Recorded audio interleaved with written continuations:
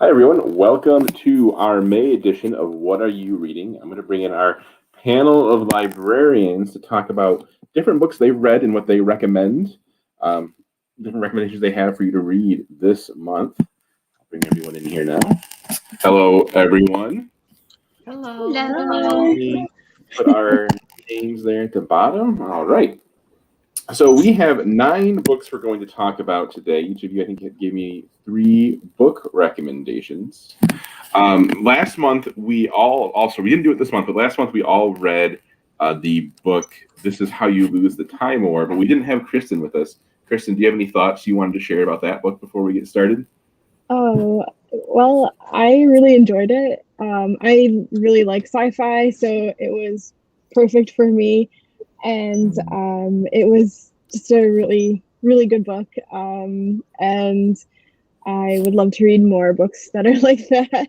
I really liked the different narrators getting both perspectives, and yeah, it was really good. I was glad that it was our first book for our mini book club.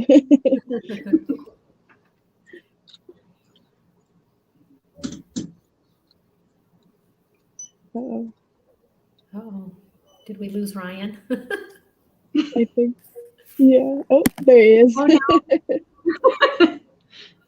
For a second. Sorry about that. Yeah. Does anyone else have any thoughts about This Is How You Lose the Time War since we talked about it last? I think I just would like to add that, I think that book's going to probably stay with me all year. And just because it was so different, such a different kind of story that I've ever read before. It might even go down as probably one of the best books I've ever read. That's pretty high praise, I feel, because you read a lot of books too. So that's right, especially because and I don't tend to read a lot of sci-fi. So for me to to really like it, I think it's saying a lot. Right. All right. Well, we can get started then with what we've been reading or what recommendations we have this month. You want to start with Kristen? Do you want to give us your first recommendation? Yeah, sure. The first one I'd like to discuss is Disappearing Earth by Julia Phillips. We actually read this for our April book club, the virtual book club. And it actually has been on my to read list for a really long time. And so I was really excited to read it for book club. It's set it's set in Russia, specifically on a peninsula of kind of considered Siberian peninsula, and of Kamchatka. Sorry, I'm probably completely murdering the pronunciation. And the book is mostly about 2 young girls who go missing, but the book is told in different perspectives. So each chapter is told from a different woman's point of view that is somehow loosely related to the disappearance of these 2 girls. And the interesting thing is that the book, you think of disappearance of young girls, you're automatically going to this idea of how it's going to be really terrible, it's going to focus all about this disappearance. It does, but it's not a really it's not gory, it's not descriptive as far as what happens to these girls. It's more about what happens to everybody else that when something happens like this. So I thought that was a really interesting take on that. The author actually spent time in Russia, in that peninsula, when she was writing the book. So she did a lot of research. She took the title from the 1952 tsunami that actually happened there, and which actually was caused by a earthquake. So it's kind of there's a lot of research that went into this book. There was a lot of really interesting things that happened in the book, and it looks at like the tension between like the native people that live there and also like the white people that live there. And there's also not only is there like the missing sisters, but there's also another missing girl, and it kind of looks at like the difference between what happens when you know, young white girls go missing and then an older native girl goes missing. So it's a really, really excellent book, and definitely recommend it. So you said that you read this for the virtual book club? Yes. What were some of your book club members' thoughts on it? Did they kind of all feel the same way? Were there any differing opinions? Yeah, we really like everybody really liked the book. It was actually probably the book that we've ever like had the longest discussion on. I mean, normally our book club, we will talk about the book for maybe like a half hour or so, and then like the other half hour is just about like other random things and like what are we going to read next, like that kind of a thing. We actually talked about the book like the whole hour. So it was, I mean, there was so much to say and everybody really liked it. Again, enjoy the book, probably not because of the topic, but they really like, it's just one of those books that really sticks with you, and there's just so much to discuss and so much just to really think about after you're done reading it. All right, excellent. Chris, let's go with you next. What do you want to talk about first? So it was interesting to hear Kristen say that book was from her TBR to be read pile, because my first choice book to discuss today is also from my TBR pile. It's been on my list since 2017, and it got there because I had read The Curious Incident of the Dog in the Night, and this was a book that if you liked The Curious Incident of the Dog in the Night, then you would like this one, and it's Best Boy by Eli Gottlieb, I think is his name. So I'm really glad I gave it a whirl. It's a story about an autistic man in his 50s who has lived in assisted living since he was a young boy. He's been in multiple assisted living facilities through his years. So they have nicknamed him, I can't remember, it was old Goat or Old Man or something, because he's like the oldest resident there. So I can sometimes cheat when I'm reading a book and I go out to see, like I'll be in the middle of it and I'll go out to see what other reviewers have to say. I'm not looking for spoilers. I'm just looking for the reviews. And many reviewers complained that this book didn't have a lot going on in it. But I thought that the way that the story progressed was it kind of showed this like stream of consciousness storytelling that I thought was representative of a man with autism. And I also thought that as I was reading the story, it was easy for me as a reader to fill in the blanks. So all the things that the main character wasn't saying, I kind of could tell what was happening based on what was happening to the other characters as he was living his life. So there is a bad guy in the story, and his name is Mike the Apron. And my main quibble with the book was that the Mike the Apron arc didn't have a neat and tidy ending. The author kind of left Mike the Apron out there in a way that I wasn't able to complete his story the way I was able to complete the rest of the story.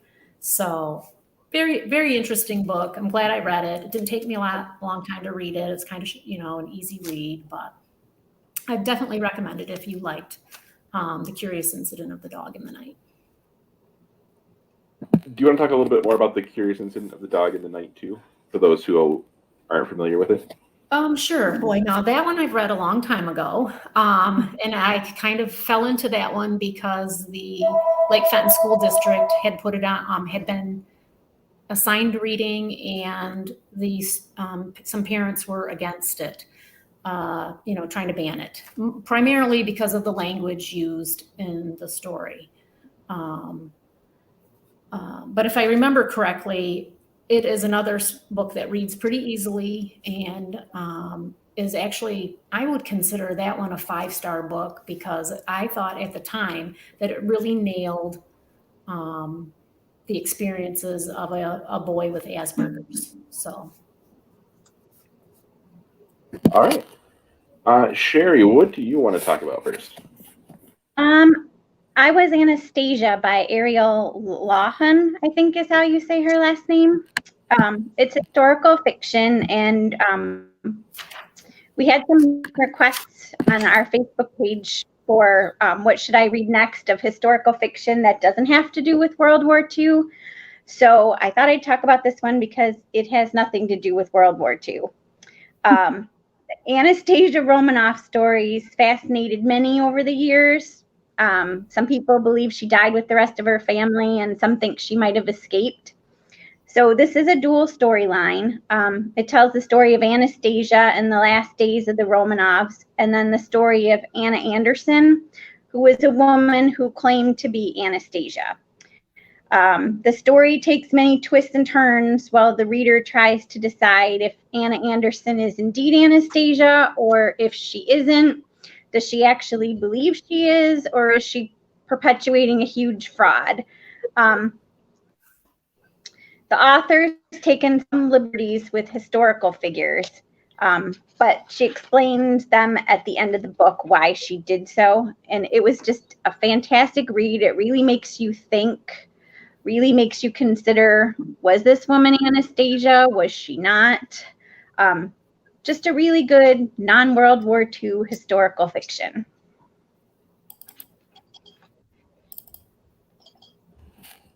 All right. 1 second. I'm having an issue making this go away. There we go.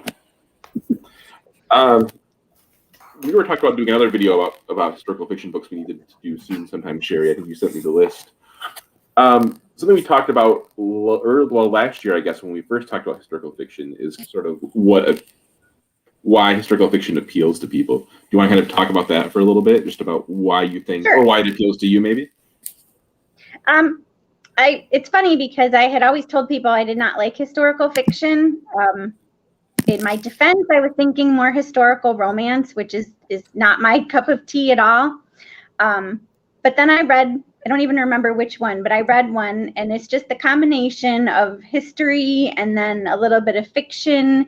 And I like going and looking up the people that they talk about or the events that they talk about. So I will say now that I love historical fiction, just not historical romance. I want to mention a comment we received at the beginning of the video from Alta, who said that this was a New York Times PBS choice too. I think that was talking about the book Kristen spoke about, which was Disappearing Earth. Yeah. All right, Kristen, what do you want to talk about next? Oh yeah. So yeah, I was gonna go back to Alta's comment. Yeah, the Disappearing Earth was April of 2020's PBS New York Times. They have like a book club, and so that was their book club choice in April of 2020. So I thought that was, I didn't actually realize that until I was looking up discussion questions. I knew they had picked that book because I follow their Facebook. But I didn't know like it was like actually like a year, so that was pretty cool. Anyways, I want to talk about so I'm going to talk about Hidden Bodies by Caroline Kepnes. So Hidden Bodies is book number 2 of the You series, which is also a Netflix series, and You is book number 1. And no, I have not watched the series because I do not like to watch scary or creepy or suspenseful things. But I like to read books that are scary or creepy or suspenseful. I know it doesn't make any sense. Don't ask me why. So Joe Goldberg is the main character. He is a very creepy person, and you need to read the first book, please, before you read the second book, and it'll make so much more sense. But in this book, the first book, he goes to New York. Or sorry, he doesn't go to New York. He lives in New York, and he works in a bookshop, and he has a very particular, let's say, behavior, attitude towards women, towards people in general. And this time he's in Los Angeles. He decides to move to Los Angeles because he needs a new, well, actually, he follows somebody out there who's kind of done him wrong. And he kind of realizes like he hates it out there, but then he meets he meets this woman and they start dating, and he kind of decides he wants to change his ways, and then it kind of all goes downhill from there. There's a new book called You Love Me that just came out in April, I believe, which is the third book to the series. So definitely, if you like creepy, suspenseful, kind of just weird books in general, I really recommend the series. But just a warning, it is very like cringy at times, and it can definitely make you nervous, because it makes me nervous when I read it. Hi. You have delivery drivers making cameo appearances now. Yes. If you go long enough, maybe he'll show up in another person's background. So I listened to parts of the book on audiobook. Yeah, it's really hard to listen to at times. The other story I like to tell about this book, it's kind of linked in my mind forever, is when my wife Liz and I were on our honeymoon in Hawaii. We went on this kayaking tour. I don't know if I told you guys this story before.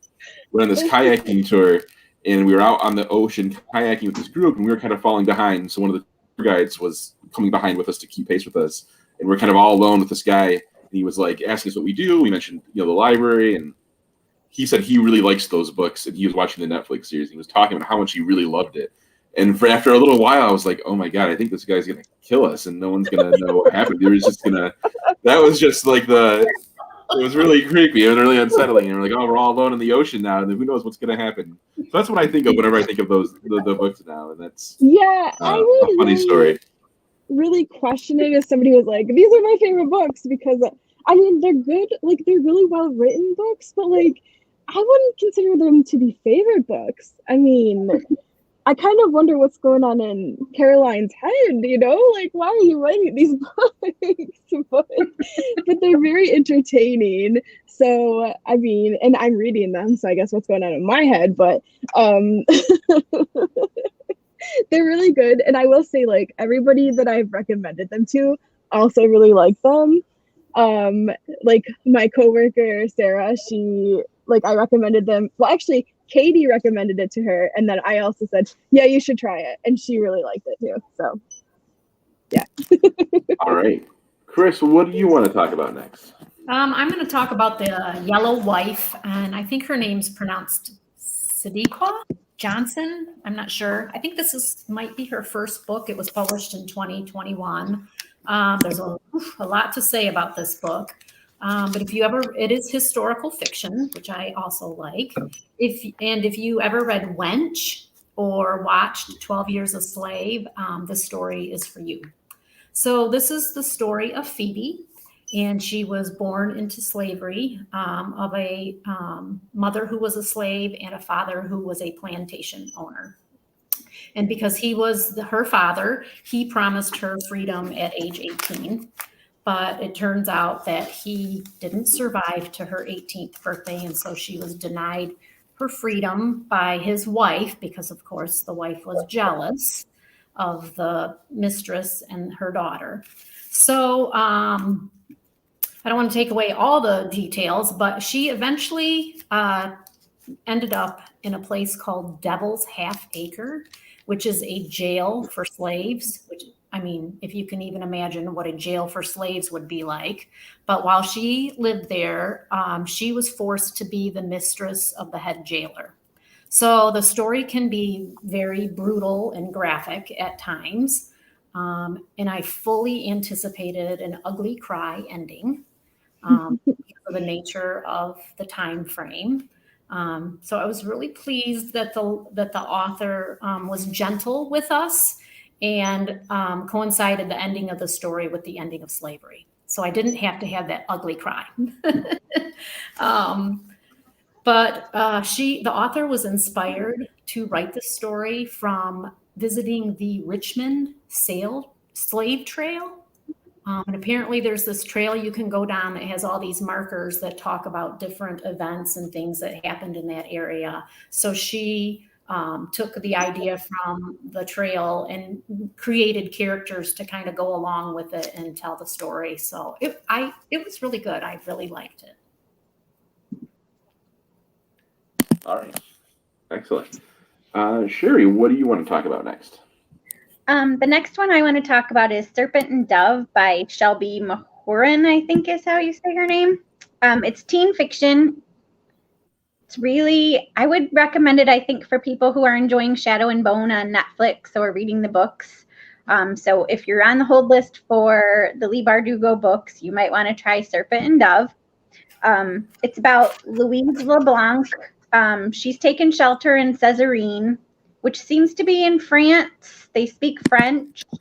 And she is hiding who and what she is. And I don't think it's a spoiler alert to tell you she's a witch. That gets revealed pretty early. She lives in the attic of the theater. She steals to survive, and she avoids magic if at all possible. And then Reed Diggory is a chasseur, which is a holy warrior of the church. He was left in a garbage bin as an infant and raised by the archbishop of the church.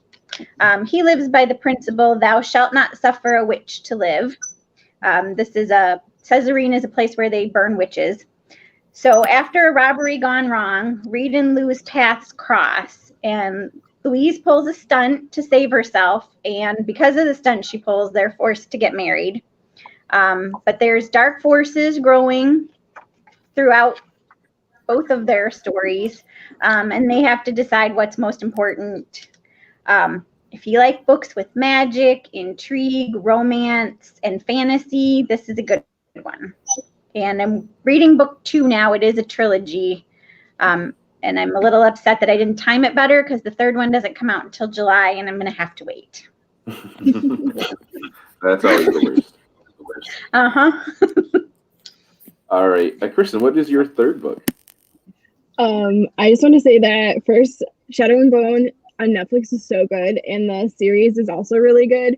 And Six of Crows is also awesome, which is the series that Leigh Bardugo also writes. And both series are in the show, just so you know. And they're great. Anyways, the last book I want to talk about is The Haunting of Elma Fielding, a true ghost story by Kate Summerscale. And I'm actually not quite finished with it yet. I'm about halfway through, but I can kind of talk about it a little bit. It's in 1938, Elma Fielding is a 34-year-old housewife, and she is complaining about a poltergeist, and it's invaded her home. And this is a nonfiction book, by the way. And they have had glasses being flown through the bedroom that she shares with her husband. She's had her son has had a pot of face cream thrown at him. Coins have pinged across the room at their lodger. Let's see, what else? Like just all of these different phenomenon have happened in their house. And it seems that Elma is like the cause or like the catalyst of it. And she knows the police won't do anything about it. So the newspaper, the Sunday Pictorial, has invited readers to kind of share their experiences with the supernatural. And it kind of it grabs the eye of a clergyman who knows this guy called, I'm going to mess his name up, Nandor Fedor, who is a investigator for the International Institute for Psychics,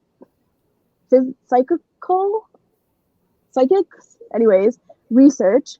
And he goes to investigate. And they learn about all of these different things going on in the house, and they Is Elma messing with your eye? yeah, I think she is. There's definitely an eyelash in there, and I think she's messing with it. Let's see. So he's like this really famous guy that he does all these like psychic stuff. He knows about the supernatural, but he also has been accused of being cynical about it.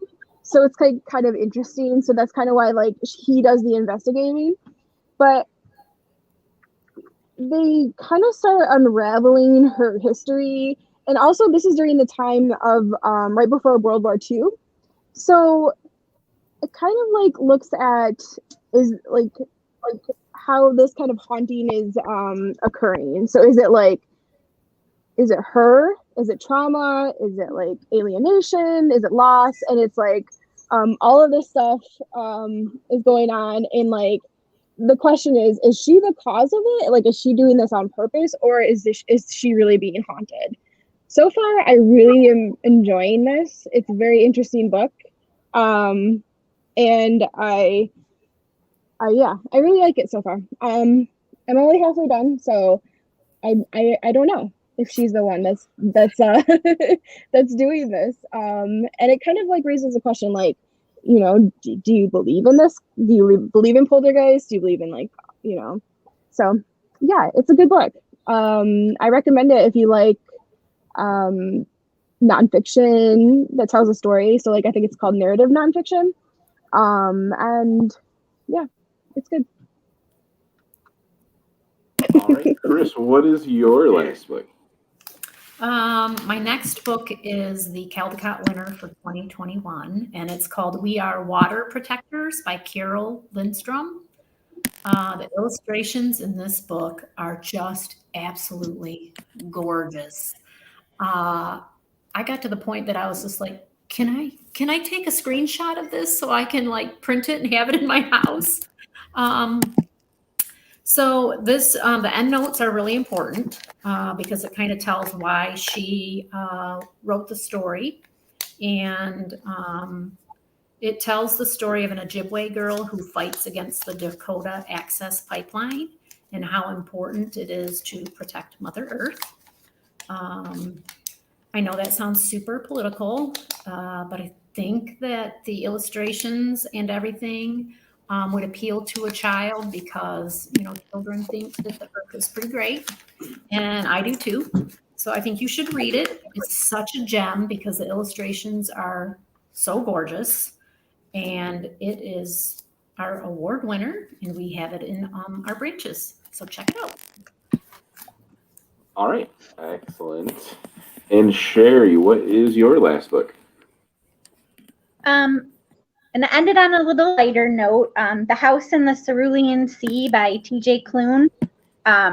So Linus Baker is a caseworker at DICOME, which stands for Department in Charge of Magical Youth. So he investigates orphanages that house magical children. In this world, there seem to be a lot of magical children. He's good at his job and he always follows the rules, but he's unfulfilled both professionally and personally, as well as being lonely.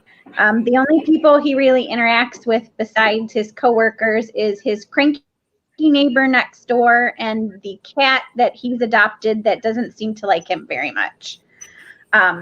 He's unexpectedly assigned to investigate an island orphanage that's perceived by extremely upper management to be potentially problematic. He doesn't get a lot of information about who the children are or who's running the orphanage. So he's surprised by what he finds at the orphanage, and he's not sure if he should follow all the rules that extremely upper management's put in place or throw the rule book in the ocean. This book is just, it's charming, it's delightful. The characters touched my heart. And even though it's geared towards adults, I mean, it is adult fiction, I think teens and even children would love it too. It's just really sweet book. This one looked really fun. I know we talked briefly about making it one we would all read, which we didn't do this month, but that's something I'm still interested in. If the rest of you want to read, I'll read the same book again for June. If we can figure out, maybe we'll email and figure out what book we want to by the end of the week, and we can put it out there for people to read along with us. Yeah, that sounds good. I'll read whatever you guys select because I've not been disappointed yet by any of your recommendations. So I'll read anything. All right. Well, that's, I think, all the books we have here to discuss today. So thank you, all three of you, for being here with us, and everybody who is watching at home, whether you're watching live with us right now or you're watching later. Thanks for tuning in. And if you have any thoughts or suggestions or comments about any of these books we talked about, we'll leave them in a comment so we can see, and we can talk about it next time as well. Also, just as a quick recap, if you go to thegdl.org/whatareyourreading, you can see the list of all the books we discussed today and in all the previous versions of this virtual program. All right. Thank you, everyone, and we hope you have a great day. Thank you. Bye. Bye.